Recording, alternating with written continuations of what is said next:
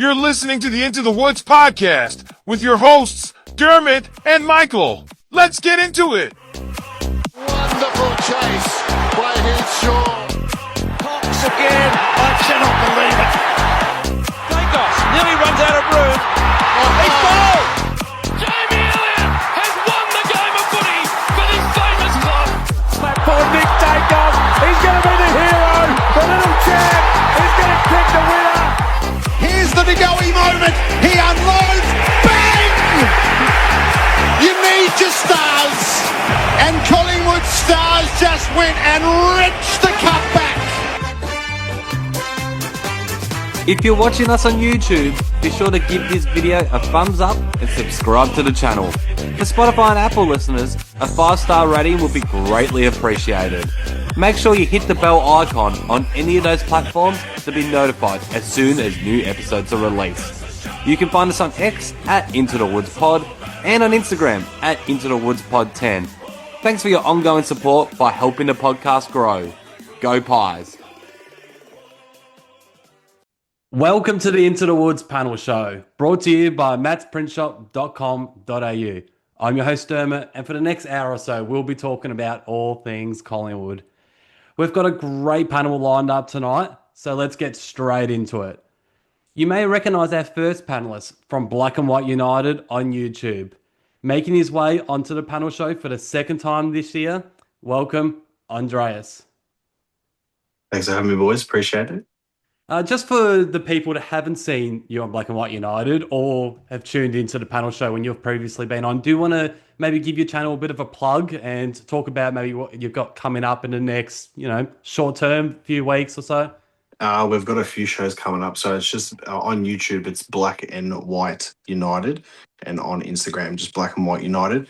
We've got a few new shows coming up too. I've got a show coming up starting next month called Monday Night 4, a bit of a theme from the wrestling for like Monday Night Raw, but Monday Night 4. And it's myself, and I've got Snapper, the Carlton supporter from SEN, who usually jumps on. He's actually one of my close mates. He's going to jump on, and we're going to do that show every fortnight. And I've got a Bulldog supporter and one of my mates, Winnow, who's a massive Richmond supporter. So it's going to be full on. So we'll do that every fortnight, and just the regular shows, the fan forum, the Sharon stand. They're all going to be on, so which is going to be fantastic, and also the social club too with Nathan from the Hopper Bros Barbecue is going to be on too. So that's pretty much happening, one show a week, just rotating. But yeah, it's going good. It's picked up a fair bit now that the season's finally started. You know what I've noticed? You've got a lot going on. You're busy. I don't know how you do it. Like, I only do the one a week, and it feels like that takes up all my time. But do you, with your viewers, do you notice that you get a bit of a boost when we lose? Because that's what I've kind of noticed with our show. Put it this way, when we lost to Hawthorn last year by 10 goals towards the back end of the season, one of my review videos got over 5,000 views, and I probably average anywhere between 800 to 1,000 per review and preview. That one got 5,000, so I know exactly what you're talking about. That's great.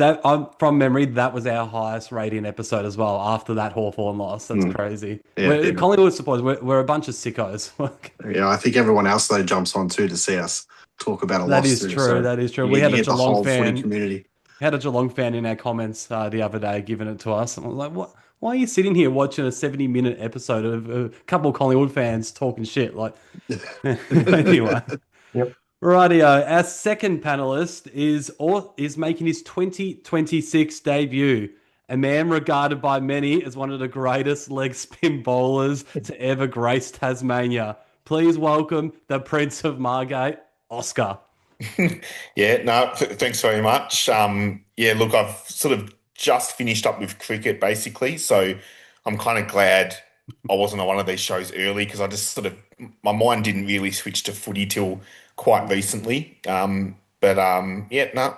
very good to be here. Well, we've had a lot of loyal listeners just come and message me constantly. When's Oscar back on? We need an update on his cricket. No, that's true. We haven't had you since when? September. So give us a bit of an update. How'd you go this season, Prince? We were literally like one win away from making finals. Oof. But we were playing the top team in the final round. We batted, made like not a very good score, 140, and then we had the other team like 7 for 70, and then we let their 10th wicket partnership make 50, and didn't quite get the jockeys. So Oh, that's shattering. That's yeah, shattering. no, it was actually pretty shattering because we did very well as a team, but just didn't work out. So On a personal note, how'd you go? I took 18 wickets, I think, at an average of about 15. Oh, see, So look at this man. happy Greatest with leg that. spin bowler in Tasmania, I'm telling you. I probably made about 60 runs all season with the bat, but I batted about 9 or 10. So Specialist bowler. That's fair enough. yeah, pretty much specialist bowler. Not a very good fielder either, but Look, we'll cut that out. yeah, Come on, yeah. talk yourself out. What are But you no. doing? Anyway, no. Good to be here. He's put his hand up for next year to be the night watchman for sure. That's it. Rightio. And our third and final panel member. Well, I don't have anything written up for this man because he's a very, very late inclusion. He's on for the second time this year, and you can find him at pattyspies on TikTok, YouTube, and Instagram. Welcome and thank you for coming on, Pat. No worries, Derm. Good to be here again and doing a small deep dive into the early part of the season. So looking forward to it. Going to be good. Do you want to give your channel a bit of a plug like Andreas did? I'm more on Insta at the moment. Okay. So Paddy's Pies. So just a bit of fun outside of work, and I like being sort of the cane corns of Collingwood. So just throwing some grenades into certain comment fields and seeing what comes up there. And I've noticed a few followers. I get a few followers from actually dropping those bombs. So it does work for Kane, so it might work for me. Yeah, and I'm assuming a lot of those followers, are they not Collingwood supporters as well? There's a few non-Collingwood. Yeah. I've seen a few of the stats. Some are overseas. Some are based overseas. But I don't know how real that is in the geographical side of Wow. things. You're going international, man. Yeah, I know, it's crazy. Maybe it's just my Italian heritage. But it's just a bit of fun. But hopefully we can get a few more wins, so then at least the videos can get a little bit more sharper. Yes. Well, we'll get into that later for sure. But I want to open with the fact that we've got no football this weekend. We're 2 rounds into the season and we've got nothing. Our regular listeners would know my opinion on opening round and how I feel about that. I think it's an absolute joke that we could be 2 rounds into the year and we have to wait another week to watch us play. I'd like to get the panel's thoughts on what you think about opening round in this situation that we're in right now. We'll start with you if you want, Andreas.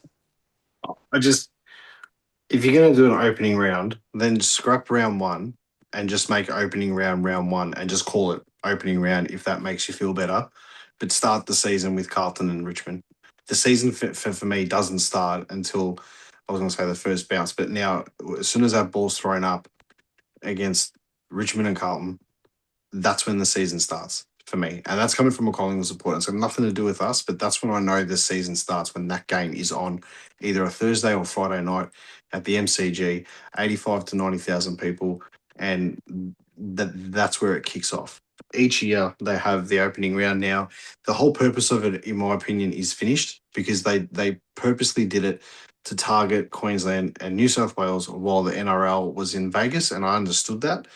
I think they should have just done like a big carnival in those 2 states, like Gather Round or something, if you really wanted to attract people there. Yes. Or just have the 4 teams from those states play. So you have either 2 derbies or you have Gold Coast versus GWS and Brisbane v Sydney.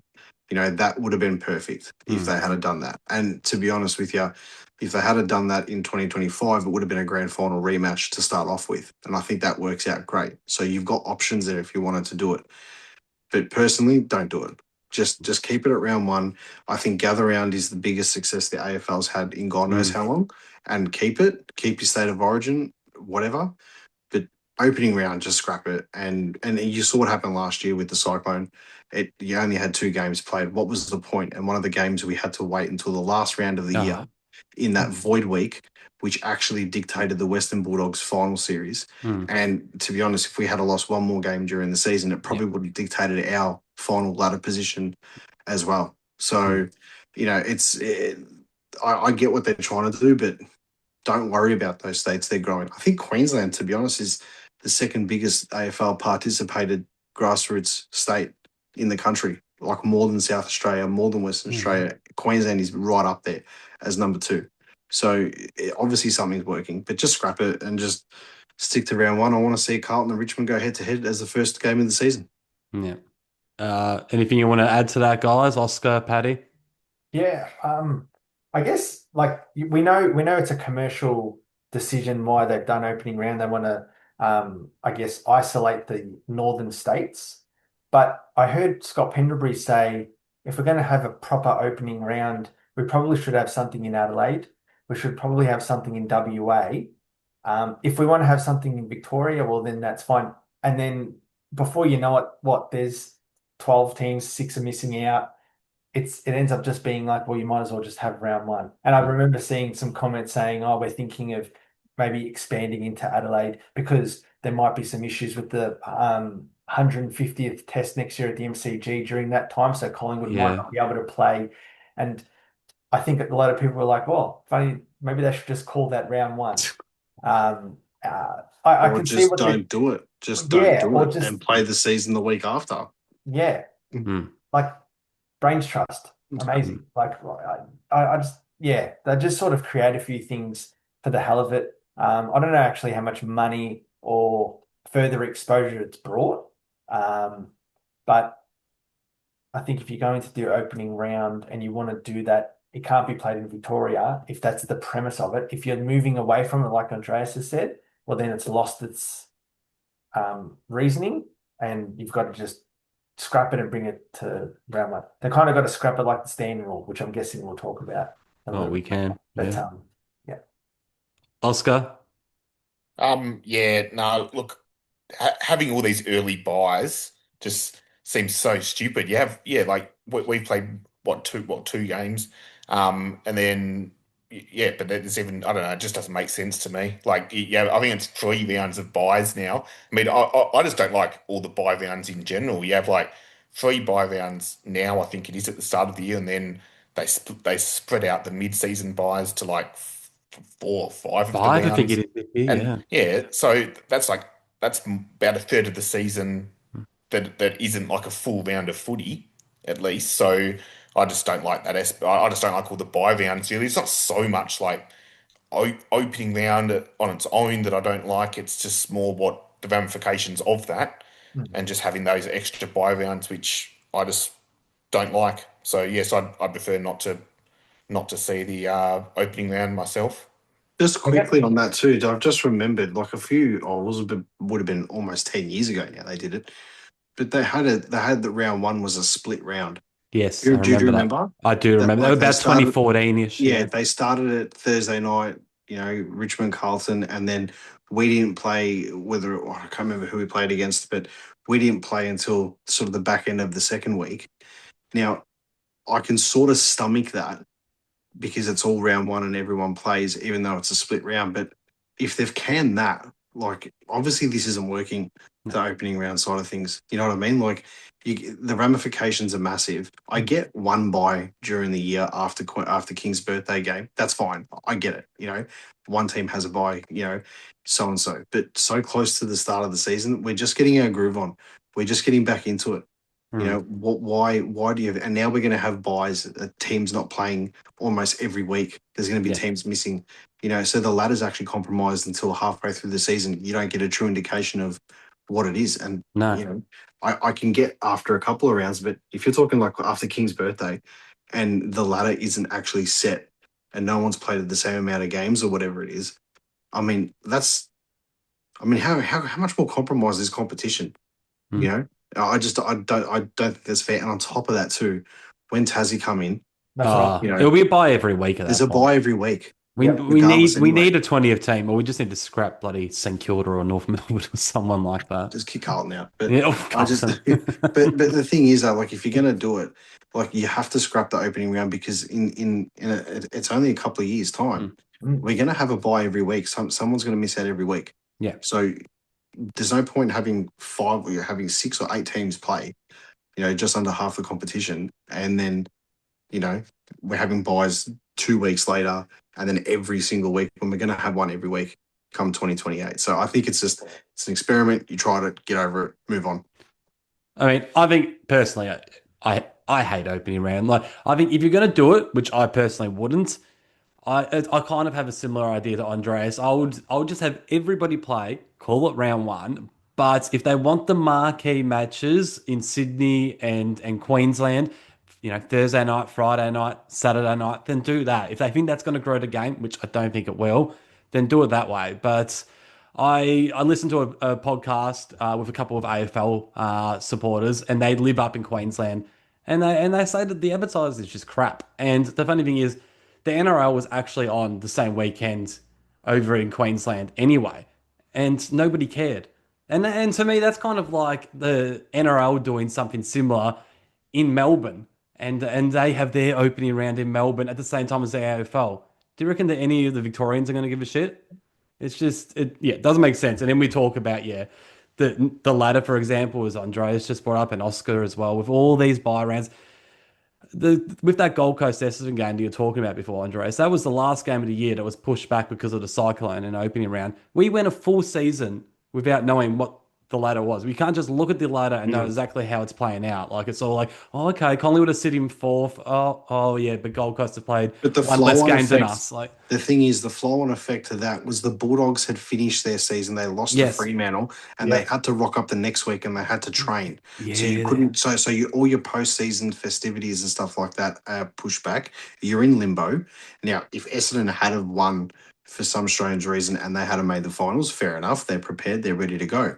But at the same time, I mean, the likeliness of Essendon beating Gold Coast up there is next to nothing. It would have been more likely for Essendon to actually beat Gold Coast up there at the start of the season before they got so many injuries. 100%. Right. But that's swings and roundabouts. But scrap it. Just finish it. Scrap it. It's ridiculous that we can't watch our team play this week and the season's just started. It just doesn't make any sense. We'll move on. About an hour before we recorded, it's now currently 8:52 p.m. on Tuesday, the 17th of March. The news came through that Scott Pendlebury has got off. He will be playing our next game against GWS, and all roads lead to the Hawks game for his record-breaking game. I heard that Geelong were actually considering moving or switching with us so we could have a home game for Pendles if he didn't get off. So that's great news. Absolute joke that he was actually handed a one-match suspension to begin with. We'll go to you, Paddy. What are your thoughts fresh off this news? Well, I think I saw Eddie Maguire's take on that, and I did see it this morning, and I looked at it. Even as a mad Collingwood for like all of us, I saw that and was like, "Whoa, that's very biased view." Very. I was like, "Are you just talking to me?" Because if you're talking He to me looked right at now, the camera. He looked at the camera when he said he didn't look at Jimmy Bartel. He looked square down the camera when he said that. he did, and I was like, it doesn't matter if he's like the record holder, if he's gonna, whatever he is, if he's done the wrong thing, he should be, given the right penalty. But I guess in what we've seen this year, there's probably inconsistencies. We've seen, Darcy Gardner suspended for something quite similar in the early round against the Dogs. Pendles gets off, which is great. But, I've seen already in the comments just Collingwood supporters, opposition supporters saying, of course, it just depends on what jumper you're wearing. Really? Yeah. So I just throw my barbs in there and then just get onto the podcast and see what happens afterwards. But look, I think it'll be really special for Pendlebury to break the record. I did read somewhere that after Anzac Day, there is a 5-day turnaround, or something around those. I think it's about 5-6 days. And so whether or not he could actually front up or whether they'll rest him and he'll play Geelong anyway, I'd like to think that the fact that it's in Melbourne, Hawthorn or Geelong, it won't make too much of a difference. If it was going to go into state, it would probably force Pendles just to push through it. But they might, it might go an extra week, but I think it'll be a special night when he gets there.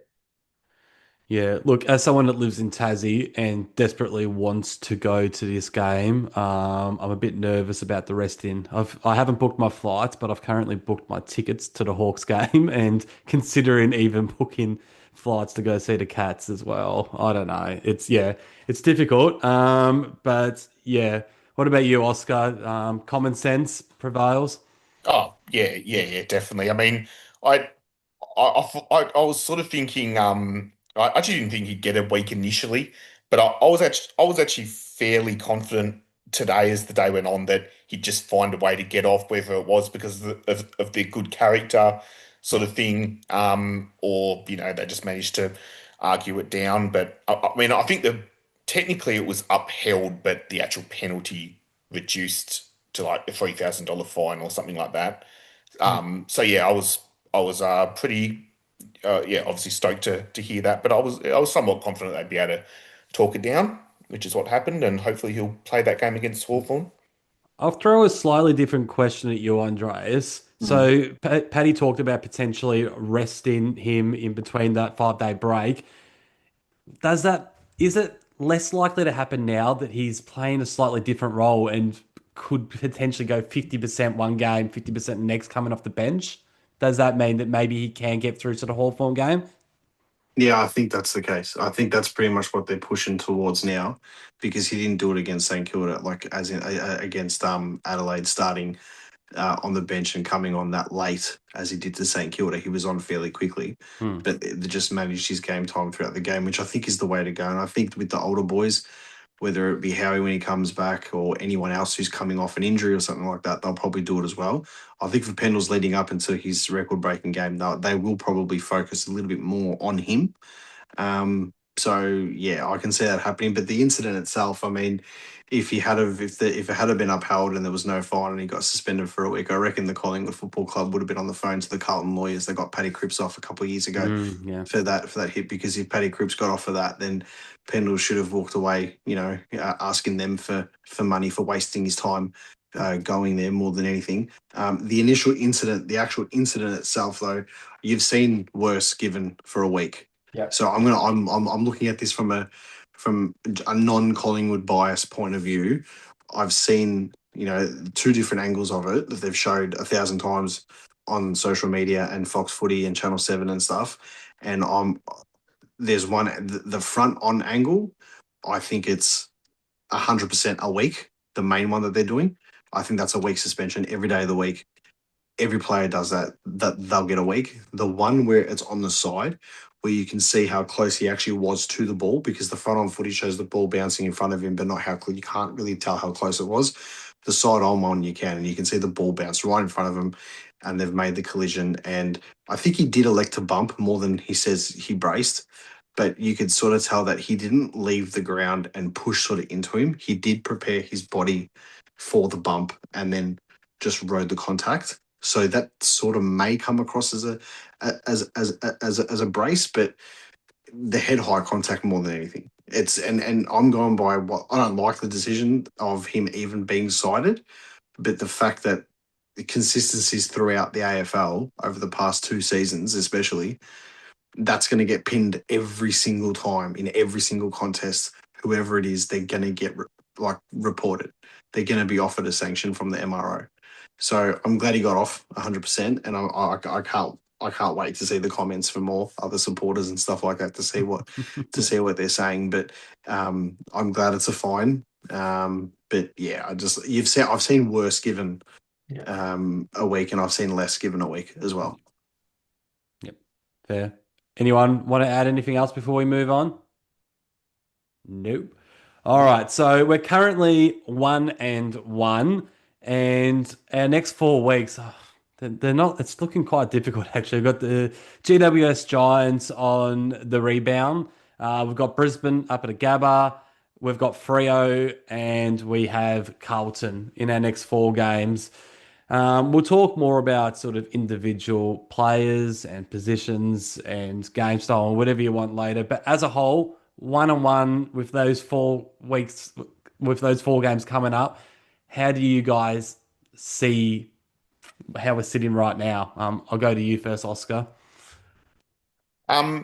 Yeah, so look, I think we're sitting well, I mean, 1-1 sort of okay. As far as like the next 4 go, I feel like the Giants are actually going to be a little bit slow to start this season. I mean, I know I think they've had one really good game, one poor one so far. Brisbane, I mean, they'll still be without Andrews for that. True. And then Fremantle Carlton. I don't know. I can actually see us going probably 3-1 in the next four. Okay. I actually think. I Okay. reckon I'd tip us in probably three of those, unless guys go down in the meantime. So that'll put us 4-2 if that Four happened. and two. That's a pretty strong start. Yeah, I can actually Yeah. see that, I think, from here. But it's obviously some tough ones. I mean, Fremantle's going to be maybe a bit hot and cold this year. In Adelaide, I'm not sure. It is an adult. Yeah, That that's Gabba round, isn't it? yeah, that one's in Adelaide against Fremantle, so not too sure about that one, but we play all right in Adelaide. We do. Got a good record at Adelaide, I Yeah, reckon. yeah. So I'd be hoping for at worst 2-2 in those next four, but I think I'd probably be thinking we could go 3-1 in those. We'll go to you next, Paddy, because you're one of the more positive Collingwood supporters I know. So hopefully we can, you have something positive, and then maybe Andreas might have something a little bit more negative. Fingers crossed. But we'll go with you first, Paddy. 100% undefeated for those four, obviously. Yeah, no, but similar to Oscar, I was kind of going through it. Obviously, GWS here, they've had a slow start. We should be able to get them. Then you've got Brisbane, who've got St Kilda this coming week at Marvel. Should they lose, they're 0-3 when they play us in Brisbane. And then I'm just looking at it from the perspective of who we should be beating. We should be beating GWS at this time. Brisbane, obviously they're missing some key personnel at that time. And then we've got Carlton. Yeah. Well, We should be beating Carlton. So I think, we should be. I reckon I agree with Oscar, probably 3-1. And then that sets us nicely into Anzac Day. And then Pendlebury's. Pendlebury, yeah. Well, who knows when he's playing, but hopefully against the Hawks game. But All right. Well, if you and Oscar are right, then that will hopefully push the media off our backs. It probably won't. It never does. No. But honestly, I'm not as confident as what you and Oscar are. who I'm are you very. thinking? Sorry. Who are you thinking we might drop to? I am. I don't think we're going to beat Brisbane. I know we did last year at the Gabba. I just can't see it at the moment, even without Harris Andrews. I'm not confident against Freo. Especially they've got good tools up forward. I don't know what our defense is going to look like at that point. But it's good. It's good that it's in Adelaide. It is. Yeah, I'm still nervous. Carlton we should beat, and GWS. I don't know. We should beat GWS. We should, but there's just something that's telling me that is a danger game. It wouldn't. If I was to tip right now, I'd say 2-2 from those four games. But a part of me is thinking it could be 1-3. I hope not. But Andreas, what do you reckon, mate? So I think the way we're playing at the moment, GWS is going to be a real arm wrestle. I think it's 50-50. So I'm going to be positive and say that we probably should beat them in Melbourne. I do think our midfield is in a really good position to take them on. It's more or less they're very much like Adelaide in the sense of their forward line. They've got a big forward line. So if we're able to stop their forward line and basically not give up so many clearances in the middle from the stoppages, and every time the ball goes back into the middle against Adelaide, we'll get run over quite a bit and they'll get their first use of the footy. If we could stop that against GWS, there's no reason why we can't beat them. I think that's the most realistic sort of point of view. So I think we should beat GWS. Then we've got, then I think it's Brisbane after that. The Brisbane game, I genuinely don't know because they are missing so much personnel. I really want to see how they go after their bye against St Kilda. They're coming down here and playing against St Kilda. I want to see how they go against them. If St Kilda do a number on Brisbane, it's going to go one or two ways. Where are they going to pump them the next week because we've got it over them, or they're going to come out firing regardless if they play their VFL team. So I want to see how they go against them. I'll probably be conservative and say that we don't get the win against Brisbane, but I'm really confident against Freo in Perth. You And are. I'm Yeah. really confident against Freo. Sorry, at the Adelaide Oval. Sorry, because we just play that ground so well, and it's virtually our second. Every time we play there, it's like a home game. There's the fans are going to go there and stuff. We've got a good record. We've beaten some quality teams on gather round in Sydney, Hawthorn, St Kilda as well in 23. They made the finals that year. So we've got a pretty decent record over there against non-Adelaide teams. Um, and then the game against Carlton, if we're not going to beat Carlton, then you can wipe finals, wild Yeah. card, and stuff like that out of the picture. We're not up for it this season if we don't beat Carlton twice this season, and the same with Essendon on Anzac Day. So, and I think too, when we play sides like Brisbane, the positive side is I think we go in with a bit of a different mindset and I think it's when we play against the top sides, we go in barring towards the back end of last season, we go in knowing what the task is. We go in knowing that everyone has to perform to get the job done, as opposed to like when we played against Richmond last season, you know, or the first three quarters against West Coast, or the first half against North Melbourne, we sort of just wait for someone to do something for the spark to happen, and then we sort of go after that. When we play against the bigger sides, the top sides, every single player puts in, every single player does something from the get-go which motivates the team and lifts them.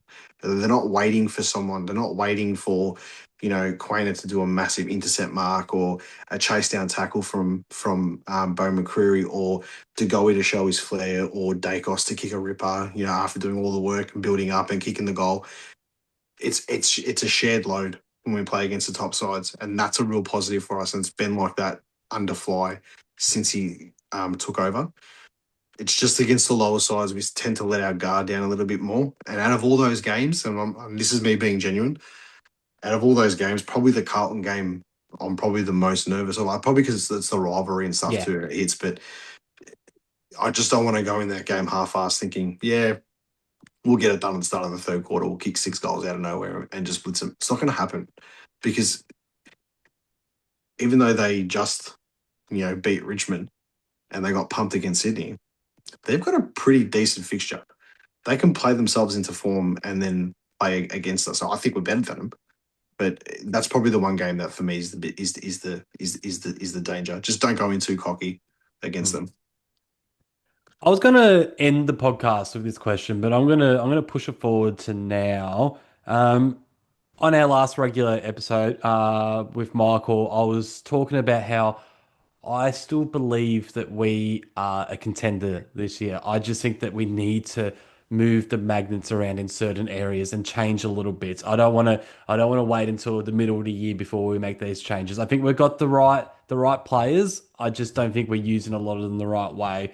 So it's a very simple question for me. I got a lot of stick from people on the YouTube comments about that as well. Not just opposition fans, but a few Collingwood supporters too, thinking I was crazy.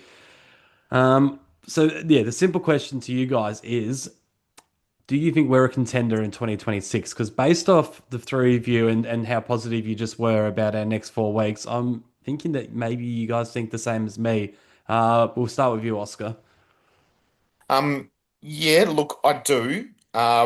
When I did my ladder prediction before the season, I only put us in fifth, which obviously would normally not mean being a contender. But look, I do. I just still worry a lot about our forward line.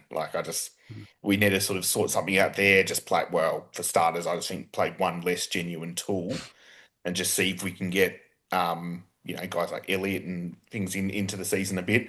But no, look, I do. I think once we're whole in defence, once we have our whole defence there, even in the first couple of weeks, we've shown signs of being pretty stingy defensively, and we still didn't let Adelaide score more than 100 against us. So I still really actually think we can keep teams to quite a low score. And if guys like Dan Houston and players like that can keep contributing really well too, I think we'll be definitely in with a shot. I'm keen to see what Moore and Howe and things can do with our defence as well, because I already think our defence has been, not too bad. Obviously making mistakes here and there, but not too bad. But the key thing is just going to be And honestly, the reason why I had us just outside the top four at the start of the season was because I'm worried about our forward line, and that definitely hasn't gone away. So that's why I maybe just don't know if I actually have us in the four at the moment. But I think we're like semi-contenders, at least, and I feel pretty good about our prospects. But because I don't think there's too many teams that I'm like really confident about at the top of the ladder either. I think it's quite open. To be honest, I think Sydney started so well, but how much of an effect is Goulden being out now? That's a bit of an issue. I mean, I love the Suns' prospects, but still not sure if they have to play a Melbourne final. That could be interesting. The Bulldogs, I do like, but it's obviously only early days, so I don't know. So probably the reason why I think we are a chance is because I'm not actually sold on a lot of the other favourites either, Yeah. really. Oh, But yeah, I probably have us finishing fourth to fifth at this stage. But yeah, well, your reasoning is almost the same reason that I gave. I don't rate a lot of teams out there. It's yeah, if we can fix a few things, like you said, the forward line, and I really want to dig deep into our forward structure very soon. But I feel like the four of us will have a similar opinion on that. But yeah, almost everything you said is identical to what I've been saying. It's just the lack of great teams that we've got to compete with, and yeah, I reckon that's what's going to give us a shot. What about you, Paddy? Are we a contender in 2026? I had a similar to Oscar. I had a top six. So obviously, depending on how we go with our draw, we play West Coast a couple of times. I think we've got a more favourable draw than we did last year, even though it's the third or fourth hardest. But what we've seen in the past, well, first two games, yeah, our defence is pretty good. So when a Howie comes back, could we potentially throw him as a forward option? Not sure if that's a possibility, but if Hmm. we're going to throw anyone of surplus forward, it could potentially be Howie. Um, I just think that our midfield is going quite well, despite the fact that we got smashed. We only lost by 14. 14 points. Yeah. So, and a lot of that game, our actual scoring shots, we actually outnumbered our scoring shots to Adelaide, but we were down by 15, 17, 22, whatever it was. So, you kick straight, you put them on notice, they get a bit of pressure. Obviously, those questionable decisions when we were coming with a flow with 2 goals down, that sort of kills you. But I think we've got a core group that can do well. And we've also got some players that can come in, like your Harvey Harrisons, if we need someone in the forward line. And I think Oscar, you mentioned Bobby Hill, like if he happens to come back. But if you count Oh, him out, yeah, I wouldn't count on him. we won't count on him. No, But I do still think that we've got a nucleus of a team. And whenever we've got Nick Dacos, we're always a contender. 100%. Yeah. Andreas? You put Harvey Harrison and Lockie Sullivan in any other team in the competition, they're probably starting. I think it's just the fact that we've got so many players similar. I mean, if you were to put Harvey Harrison and Lockie Sullivan in the lower sides, a Carlton, an Essendon, a Port Adelaide, Albert. they're almost A grade players, like not B grade, B plus players, and these are the guys that can't get continuous footy in our side and can't break through yet, coming back off injuries. That's just the flow on from your point about players that we've got to come back into the team. In hindsight, contention, I think we're going to need a lot to go right, and every team that wins a premiership from the Stone Ages has a little bit of luck that falls their way here and there with a result. Even though we didn't win it last year, we had that result where Port beat Gold Coast, which helped us. Even in 2018, we finished in the top four and we needed Hawthorn to win. I think it was against West Coast or someone, or whatever it was, to keep us in the top four, and it happened. Yeah. So you need these things to happen along the way, and they do for every team. Swings and roundabouts, whatever. I've got us finishing 7th, and only because I think, basing it off last season, to get to where we got to, that last half in the preliminary final, we were cooked. We were red hot in the second quarter, but going off the back of the prelim and seeing the players that we've got, I think we're going to struggle to get to the final pass. I think other teams might.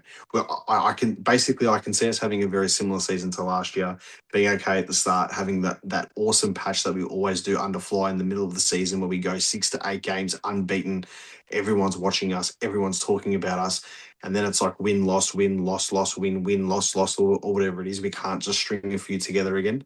I think it's going to be very similar to that. But I'll tell you now, if we were to finish 10th and we were to play another Melbourne team in a wildcard final at the MCG, God help that other team. Because I think when it comes to finals football, we do go another level. I just don't want us to limp there at the end and get so close. I think that's my biggest thing. So I've got us finishing 7th.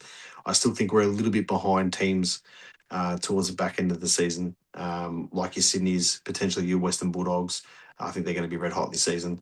And you can't discount Brisbane. I know they're going to be slow starters, but they went 0-4 in 2024 and won the flag. Yeah. So you can't discount them either. But look, you never know. You never know. I've got more hopes than that we're building something special for the next 3 and 4 years after this year, with the salary cap space, with the draft picks that we've got, the fact that we can access future draft picks now too, I think is a massive bonus for us as well, where we can get the top up players in that we need and still have the second, third rounders to go in and find a gem in there and really bolster the team. But yeah, I've got us being mid-table this season. Fair enough. Well, I want to jump into some more individual players and something I'm really keen to touch on. Something that took up most of our last podcast on Sunday was the forward structure and what the hell we're going to do with these guys, Dan McStay, Jack Buller, and Tim Membry. Do we keep them? Do we drop one? Do we drop two? Do we set our forward line around guys like Jamie Elliott and Jordan Ngoe and go smaller? Do we give Charlie West a go? There's so many different ways we can go about this. Oscar, do you want to start off? You had some strong opinions, I think, on this. So, yeah, what have you got for us? Yeah, well, I mean, especially in the wash-up of Saturday night's game, I was so pissed off with our forward line. I was like, let's get rid of this right now, blah, blah, blah. Well, wasn't happy at all. But, I mean, look, obviously I've calmed down a bit since then. And, look, we're 2 weeks in, but I already just don't think I'd want to go with the 3 bigs there already. I'd just be looking to sort of get rid of one now. Which I one? mean, Go on, make a call. Which one are you getting rid of? Jeez. Tim Membry, I think. Tim I Membry. think, Yeah. yeah. Okay. Well, Buller's the sort of the easy option to say. I just wouldn't mind seeing Buller like another week or two still. He's only played 12 games. Yeah, well, that's right. He just Yeah. hasn't got the games under his belt, let alone with Collingwood. And at least he's, young or pretty young, and we might see some improvement and so on. So almost just it's sort of a bit more of the unknown about him that I want to see a bit more of. I mean, honestly, McStay's pissing me off more. I'm about to say he's the popular answer from a lot of people Yeah, on the socials. McStay's pissing me off more, but Tim Membry's just like not doing anything really, and I almost just think I'd rather him gone because McStay we even occasionally see like McStay go and help in the back line even, or If you call it help. cheating in the ruck and things. I don't know. I see him as being slightly more versatile as well. So yeah, it's probably not the popular opinion, but I actually think Tim Membry is the one that I'm dumping for now, but that could easily change throughout the season. Yeah, so that's kind of how I see that. How do you say, Paddy? Yeah, mine's similar because I just do a process of elimination. So I go with Buller. His second efforts and ground balls in the past, well, the first 2 games, and even just his field kicking has been pretty good. And then obviously, like Andreas said, he's played 12 games. We've got to give him a bit of time, and he is the future. We've got him at 24 years Exactly. old. Exactly. You've got to keep him in. you wouldn't you'd keep him in ahead of a McStay because he's our future, and McStay's probably the one that needs to fight for his spot where we need to make sure that Jack knows the system. We want to build the forward line around him. And it'd be good to get Ben King, but we can talk about that later as well. But Dan McStay, I think he's really good, similar to what Oscar said about versatility. He can be a good ruckman. And Membry's probably that one where if he's not in the game, he can't really be put anywhere else. And so he sort of pigeonholes himself, whereas the other two have a bit of versatility. I've seen Buller go up the ground, centre half forward, roaming around. So yeah, it'll be interesting. How do you see things, Andreas? Uh, I think if you want to look into the future, you've got to give Buller every single bit of opportunity. Yeah. One of them does need to be dropped. I want to see Charlie West play, but the part that is, I think, is the stumbling block in all this is if you bring in Charlie West and you take out Membry, that's fine. You've got two kids that you want to bleed in there, and I don't think Membry is going to be on the list next year. I think this is might be Membry's last year, Yeah. right? And let's just say if you may get one more, okay, but you really got to focus on the kids. I don't like Dan McStay's input into the forward line. I also think he plays too high up. I don't think he's a centre half forward. He's definitely not a half forward flanker. I think McStay is a genuine. You sit him in the goal square and you pop it in his head and he's going to try and mark it, right? But he has got the versatility around the ground also, like the ruck work, the ground ball, getting the quick hands out and stuff like that. I would love to see the Dan McStay that we got from Brisbane in his last season at Brisbane, not the forward line Dan McStay. I want to see the versatility. I want to see the Lee Brown type Dan McStay that was a utility around the ground that you could swing him down back. And how he didn't play in the back line against Adelaide, I've got no idea. And you didn't even have to bring in somebody else. You could have just played him in the back line and left the forward line the way that it was and potentially dropped an Ed Allen out of the team or somebody else, to replace the whole structure of the side if you needed to, because we needed a tool down there. The forward line is a massive area of concern for us at the moment. If I was going to drop one, I think it would be Membry. But that's the same thing goes. You can pretty much paint a case for everybody to be missing. I just think though, if you're going to drop Buller, and he's going to be our future, he's going to be part of it with Charlie West, you really need to try and get as much game time into him as possible. And to be fair, he didn't actually get many deliveries into the forward 50 where he was one out to take a mark. His marks that he took were like on the wing. Yeah. The delivery into the forward line was just a pop-up hit and hope for him. And because he was playing as the main forward at times, as soon as the ball went up and he was the one going for it, nobody else was, all the Adelaide players ran off their man and went to crunch the pack, and he's contesting against 3 or 4 of them, So his ground ball efforts and his second efforts and stuff like that are there. His chase down is there. His hardness at the footy is there. We just have to get the ball to him properly from the midfield.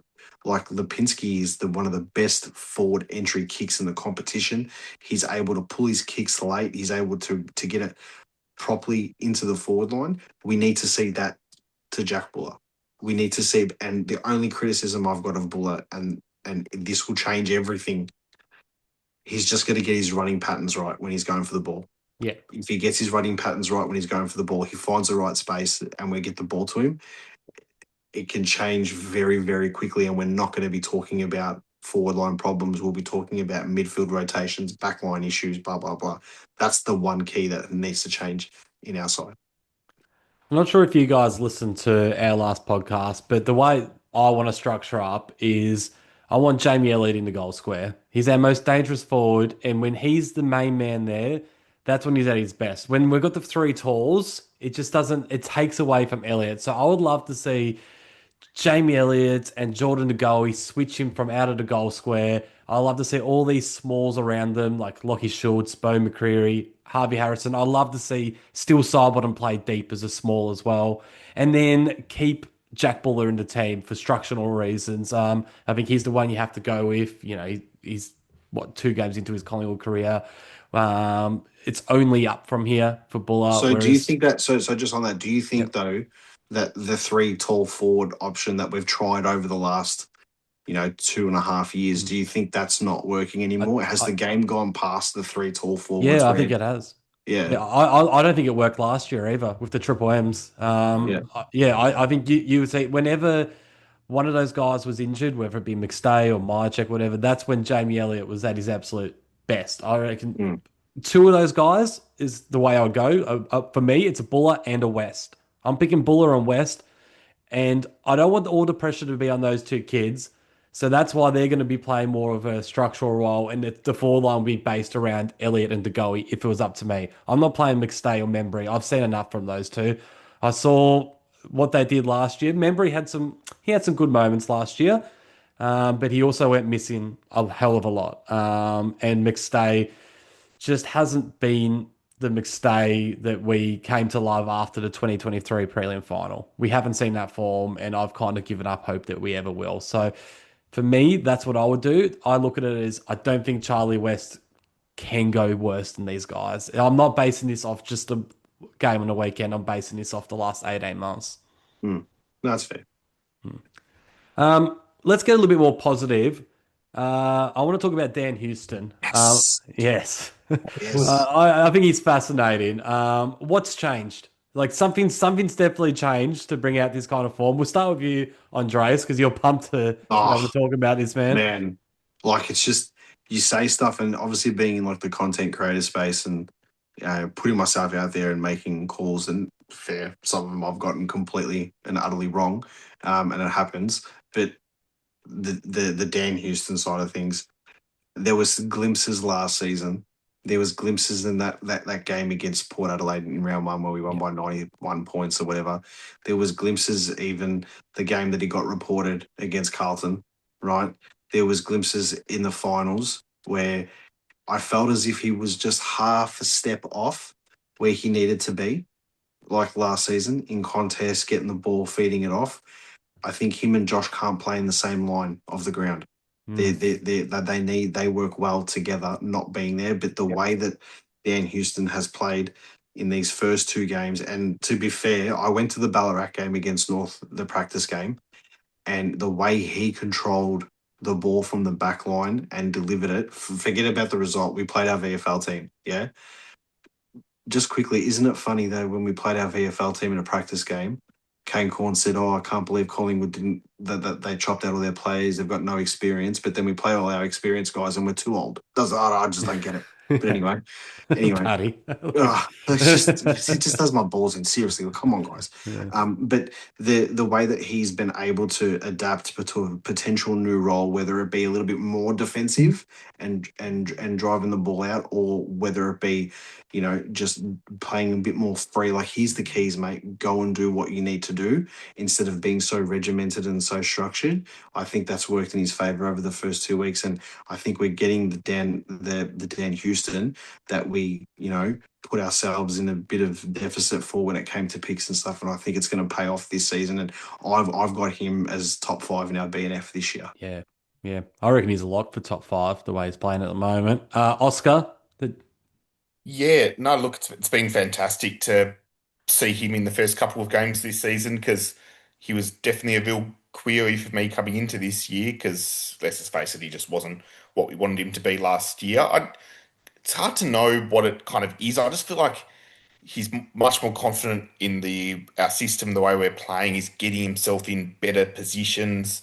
I mean, I feel like especially against St Kilda, we actually played that kind of high mark, kind of chip it around a bit type game, and maybe we're trying to play a bit of a game that suits him as well. But I mean, Fly obviously came out and said we just want the ball in this guy's hands, and I think it's great because he just gives that fantastic drive, such a good kick, and all of that sort of thing. And yeah, I just think it's sort of yeah, he's sort of learning our system, yeah, getting himself in the right spots, and it's just sort of coming for him now. I mean, I think it's so easy for someone to just. Sorry, it's so hard for someone to come into like a new system and be really good straight away, especially like a high ball winner. Mm. There's quite a lot of expectations coming in, and people just thought he was just going to be, once again, this 25, 30 touch a game type player straight away, and it just didn't work out. And then the pressure builds, and it just gets, and before you know it, you near the end of the season, and it just hasn't gone your way. And let's hope he can. Obviously, it's still very early in the season, but Yeah. let's hope he can keep this going. And I just feel like there's a bit more pressure off him now, and yeah, it's showing. So it's good to see. Anything you want to add to that, Paddy? Yeah, I just think that what we've seen well, I was at the Ballarat game as well, and you can just see that he is the architect of the setup from half back. And that's what he's been, well, that's why we got him. His ball use is probably, other than Nick Dacos, he's probably our best ball user. Yeah. Quite easily. So being able to see him sort of run his own line, and I reckon with Josh being a bit further up in the midfield, I reckon that really helps Dan out. He's been able to deliver. I just looked before. He's probably averaged this year so far. He did over 700 meters gained against Adelaide and 650 against St Kilda. So he's getting a lot of the ball. And what we want him to do is deliver inside 50. His field kicking just to set people or set players on. That's what we've got him for. So hopefully this is just a good start for the rest of the season. Right, yeah. Well, we're short for time, but there's a couple more things that I just want to touch on. There's four players that I would like to get the panel's opinion on. All young, all borderline 22. I'll go through them. Ed Allen's one, and Andreas briefly touched on him. Will Parker's another. Rowan Steele, and even though he played every game last year, I actually want to add Ned Long to that list because I think he's an interesting player to talk about. Um, we'll go with you, Oscar. Do you have strong opinions on how any of these guys have played so far? Basically, where do you see them? Yeah, Yeah. One of the most disappointed I've been in is Ed Allen because I actually kind of had fairly high expectations going into this season. He's shown glimpses in limited games in his career that he can just be this like the guy for us in a way in like the midfield and stuff, and can be a bit of a contested player, get plenty of the ball, provide us with some drive. I actually don't mind the way he goes about it if he's when he's playing a good game, but they're just so few and far between, and I just haven't seen it. It just doesn't look likely to start this season. And I know he's not playing that ideal role that he'd like in the midfield, and maybe we should just try that for a couple of weeks and see if we can get him into it. Because there are some aspects of his game I do like, but I'm getting a bit frustrated for him too. I think we either get him out of the team now or just say maybe we'll give you lots of midfield minutes for a game or two and just see how that plays out. No point sort of just playing him out of position and just hoping for the best. So a bit disappointed with him, but I actually am still a bit intrigued by him, I guess would be probably where I sit there. Parker I've actually been very disappointed with to start this season. I probably wasn't huge. Well, I probably wasn't as huge on him as some other people anyway, but yeah, I don't know. I could see him losing his position.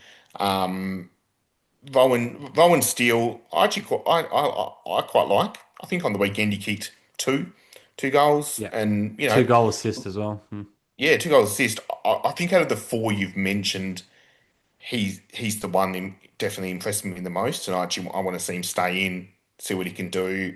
I'm quite impressed by him and Long. Oh, he's just I don't know. He's very unexciting to me, and not providing us with a lot. And He his isn't, is skills he? just Yeah. his lack of skill and pace might be being found out more than ever. at the moment with how a lot of games are being played. The rule changes and yeah. Yeah, the rule changes and things just aren't suiting him. It almost feels like the game's leaving him behind a bit. So honestly, out of those four you mentioned, I don't know if three of them will necessarily finish the season in the team. Mm. Would almost be my guess. But Yep. Steele is actually the one showing me the most promise at the moment. So they're my thoughts on those players. Do you agree with that, Andreas? Yeah, very similar.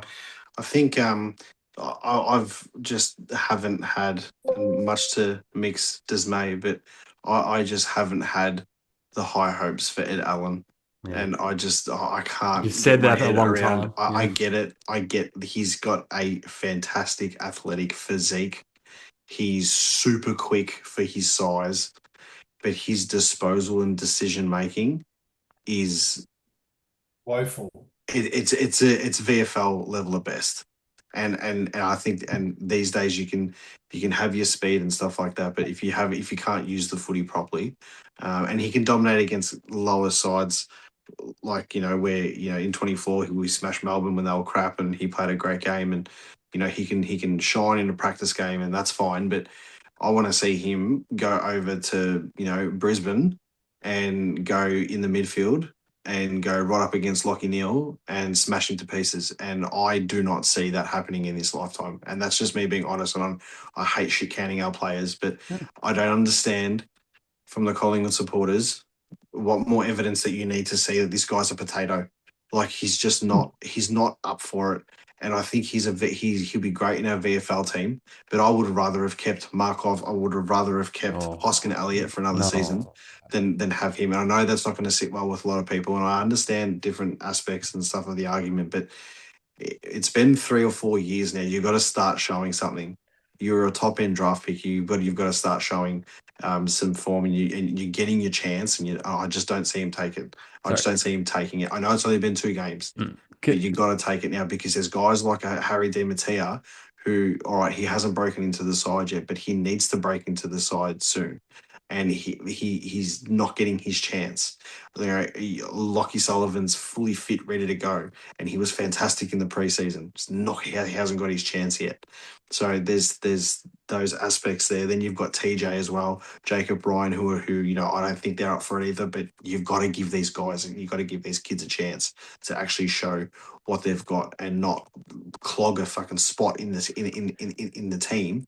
That's gonna just waste time basically, because when Pendle's, Sidey and Howe go, even Jack Crisp is pushing the back end now soon. You're going to need kids to come in and fill that position. And then I transfer my argument over to Ned Long. I've still got high hopes for Ned Long, but with Ned Long, I just see trade bait. I see trade bait, get him to a really good point, and then when we want to make the Butters deal, he could potentially be somewhere along that to go into their midfield. It's flashing in my face that will be a great thing for the club if we can facilitate that and he'd be part of that. But we've got to get him up to the next level to obviously be that. But if not, we've got to get him to that level anyway, because we need to build midfielders around Nick and Josh too, for that matter. If he's going to play in the mid, we can't just rely on them two in the middle, because De Gea is pushing up more forward. Elliott's only getting small spurts in the midfield. We saw against Adelaide. McCreary's that fifth midfielder off the halfback or half forward flank who goes in there but doesn't start in there all the time. The other one is Parker. I think he's probably one of the only players that I honestly I can't form an opinion on, because I see glimpses of, this is really good, and then I don't notice him at all. It's just He's playing a lot more defensively, I think, this year. Yeah. I do. I started noticing towards the back end of last year, and then he didn't get selected for because Howe came back and stuff, and I was a bit like, "Oh, okay, fair enough. Maybe we could have used him, considering how he was a bit banged up and stuff." But I mean, that's then. Don't worry about it now. But yeah, I haven't formed too much of an opinion. I think he's a fantastic depth player. I think he's a fantastic player to have on your list, though, when you need the depth and you've got injuries and you need to go into your list and you need to find someone. And that was exactly the same as someone like a Lockie Sullivan. And, he played 14 games last year and he was never we would never walk out of a game and say, "Gee, Sullivan was rubbish today," because he gave it everything. We need to get those boys to that level as well. The last one, Ryan Steele, out of all of them, he's the one that showed the most amount of promise so far. Still think at times some going into the packs and stuff like that is a little bit. How you going? Like, are you going headfirst into that to get the ball or not, or what are you doing? But his decision making, his disposal in general, and his field positioning in important times of the game is top notch. Like, he knows where to be. Yep. And that handball receive that he got off long against St Kilda, the 2 goals that he scored, the 2 setups the 2 goal assists against Adelaide, right place, right time, did what he needed to do. Why want to see Ed Allen do that? Does that make sense? Well, before we move on to Paddy's opinion on those players, I'd like to ask you, Andreas. So I think you were very rough on Allen. Potato, I Sorry. think, was thrown around. But my question to you is, before we completely get rid of him, do you not want to see us try him in his natural position, which is inside mid? He had 1 CBA on the weekend. He just never gets given that opportunity. I think the boys on the Collingwood rants constantly talk about it. Like, if you're going to play Ed Allen, play him in his actual position, which is midfielder, because at the moment, and we're not crash hot in there anyway. I think there's room. Like, we put side bottom and those types of guys, Crisp, Pendlebury, they're getting CBAs. Can they not find other positions on the ground, and we can at least try Allen in a position that he feels confident in? And if he's no good after 2, 3, 4 weeks, fine, I'm on your side. Let's get rid of him. I just think before we ditch him completely, we need to give him that opportunity. You need to set your young players up to succeed. I think we did a very similar thing with Finlay McRae.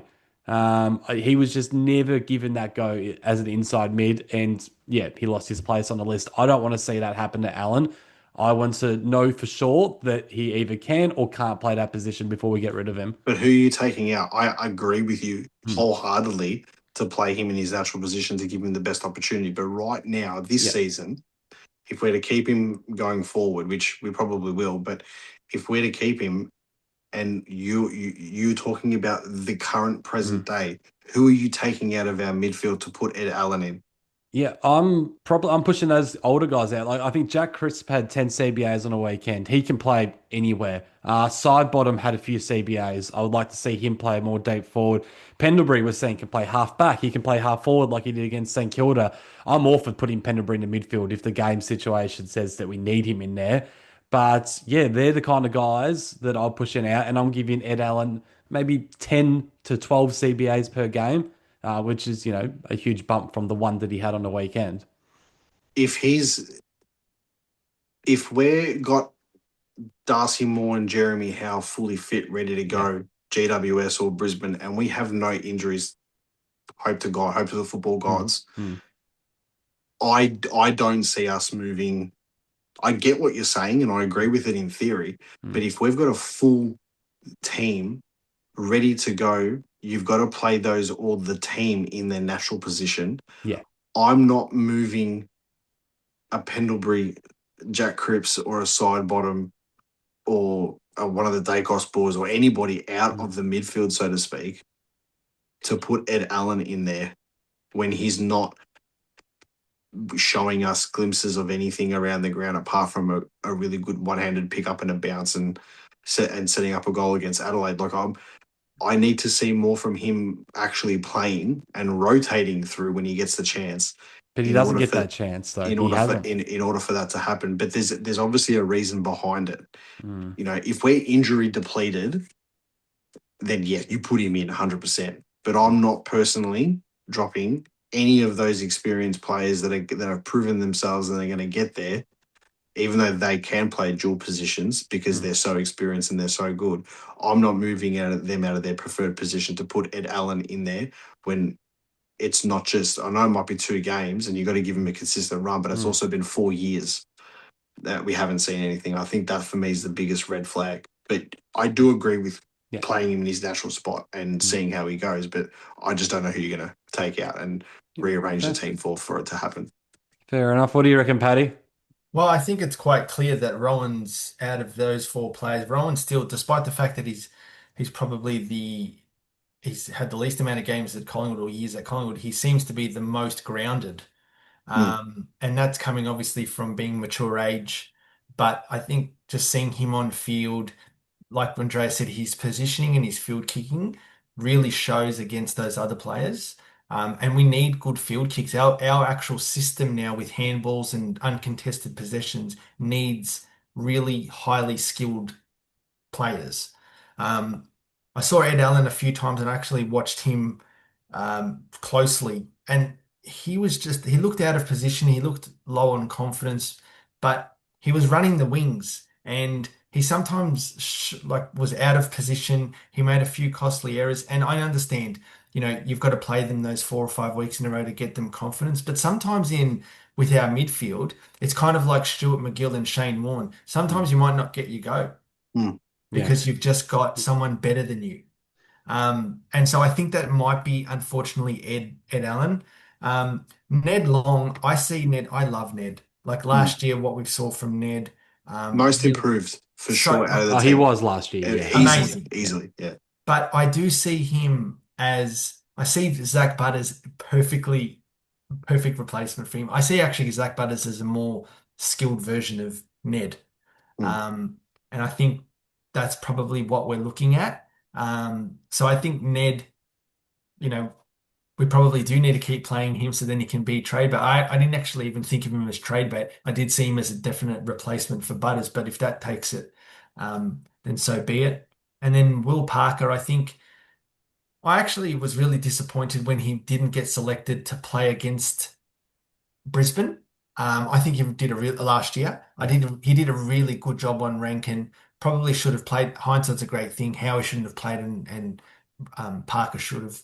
But similar to Ed Allen, those young guys, you can actually tell that they're inexperienced. Whereas with Rowan Steele, who's played probably the same amount of Collingwood games, he looks more composed. I don't think he's taken it for granted because of the Yeah, mature age. And it looks like, and it genuinely looks like, out of all of those players, a footballer. but he looks happy when he Yeah, plays. yeah, he does. Like Like you he's see Steele grateful. Sidebottom, he's played a billion games, right? Every game, even when he's angry, he's smiling. That's his personality. It looks like Roan looks like when he's out there, he's Yeah, actually wants to be there, yeah, and, for sure. and I think there's a difference between that part to the others as well. Yeah. Rightio. Well, Paddy, you briefly mentioned Zach Butters, and this is how I want to end the podcast. I want you three guys to rank these guys 1 to 4. Zach Butters, Ben King, Bailey Humphrey, and Zach Bailey. We'll go with you, Oscar. 1 to 4. How and basically in how much you want them to come to the Pies. Um, oh, geez. Sorry, it was King, Butters, Humphrey. Who was the But fourth? King, Bailey. Butters, Humphrey, and Zach Bailey. Oh, Bailey. Yep. Yeah. Well, it's obviously tricky. I'm gonna put Butters at 1 for me, the one I want the most. I don't. Yeah, that might be totally different to you guys because I know we probably need like forwards more. But geez, Butters into that midfield with Dacos and so on could just be so lethal for so long. So yeah, I'm going Butters 1, followed by I think I think I will put Ben King at 2 because just I just really want to get a different key forward in.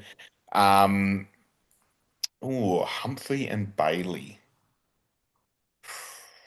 I'm gonna go Humphrey and then Bailey as 3 and 4. I just think, yeah, there's something really exciting about Humphrey, and obviously still young. I think in a good system, like I think this year we're going to see some really good things from Humphrey, honestly. And then I mean, putting Bailey at 4 kind of seems ridiculous in a way, but he's obviously fantastic, been so good against Collingwood many times as well. But yeah, that's what I'm going to go. Butters, King, Humphrey, Bailey for me. Keep in mind, and when I did this on the last podcast with Michael.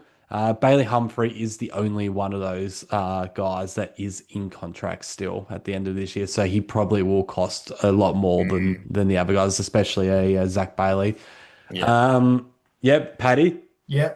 I feel like I've done this more than a ladder predictor, but Same.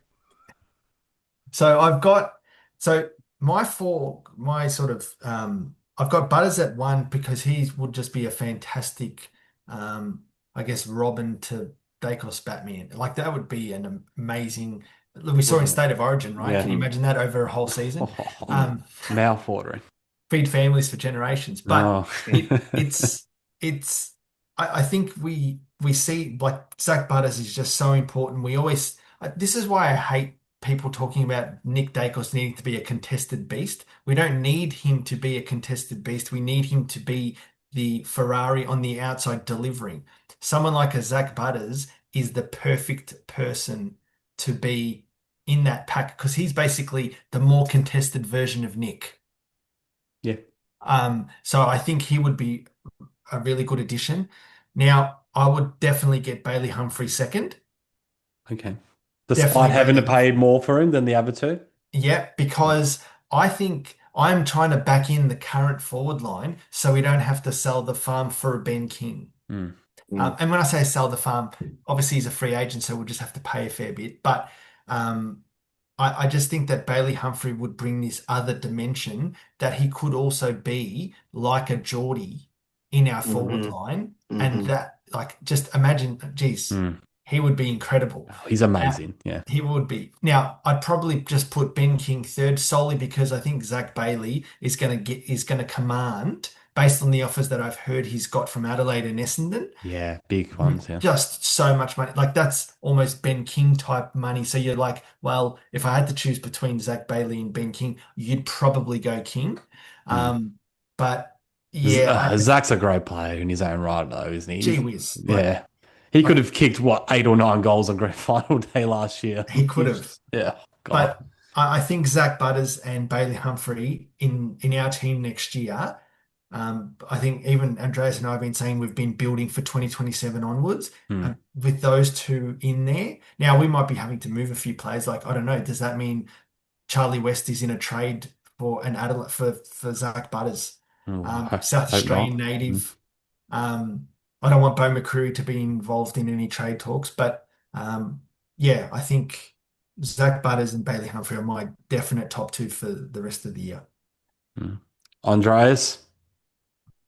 Yeah, I think we can all say that Butters is the number 1. I'd be very surprised if he wasn't the number 1 for He's everybody number 1. Yep.